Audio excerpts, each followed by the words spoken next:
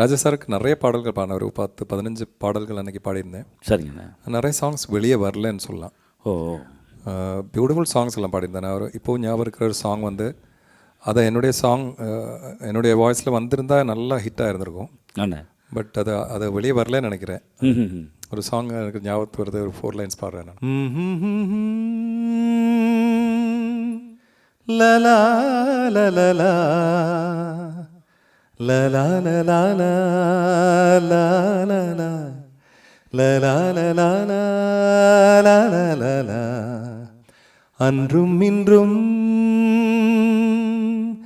எங்கும் வசந்தம், என் பாட்டு சந்தம் என் வசம், என் வீட்டு சந்தம் அவள் வசம், அங்கும் இங்கும். இப்படி ஒரு பாடல் பாடினேன். நல்ல வெளியே வரலன்னு நினைக்கிறேன். நல்ல மெலடி. எஸ்.